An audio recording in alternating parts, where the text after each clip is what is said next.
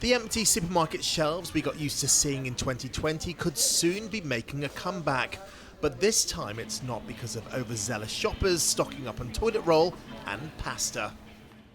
There's currently a shortage of around 60,000 heavy goods vehicle HGV drivers. Suppliers are being forced to cancel thousands of deliveries to restaurants and bars every week because the haulage firms simply cannot find enough drivers to transport the produce.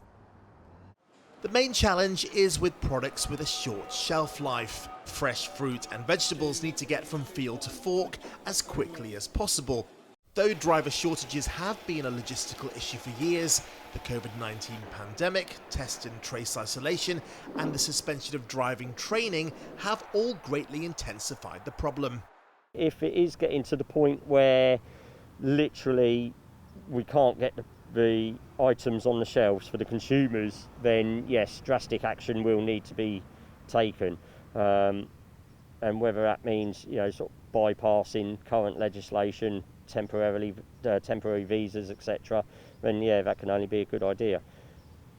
Leaving the European Union has created the perfect storm. 15,000 European truck drivers left the UK in the last year, and most haven't been replaced. One of the challenges that we now have is that we can't recruit drivers from outside the UK in the way that we used to be able to. So we need to grow and nurture our own homegrown talent. Now, what we really need is just a bit of a stopgap for the next 12 months.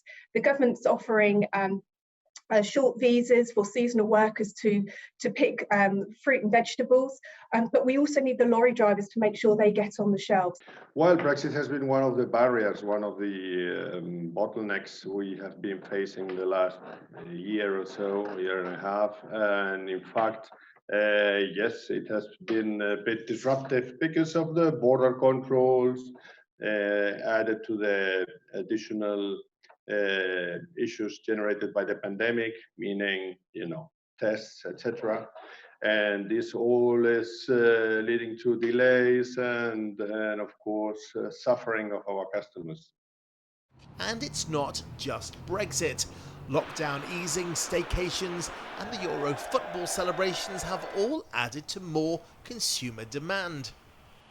Here in Dover, well, it's business as normal, but with a noticeable lack of traffic.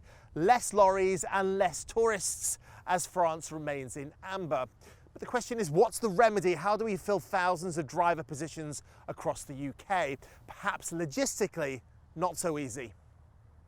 COVID aside, those in the industry suggest that this situation could have been prevented.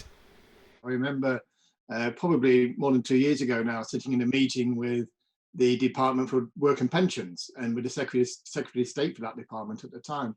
And even then, people were making concerned comments about the potential loss of lorry drivers and the lack of new drivers coming through. So it was warned then, and we could have been far more proactive in making sure that it was easier to retain people in that profession and to encourage people into it. Westminster says it is currently looking at the crisis.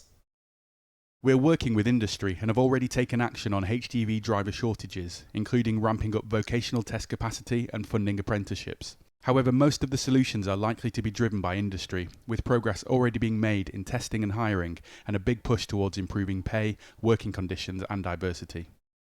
With almost all coronavirus rules set to be ditched on the 19th of July, pressure on haulage firms could increase further as people take their long-awaited staycations while borders remain closed, creating a spike in local demand.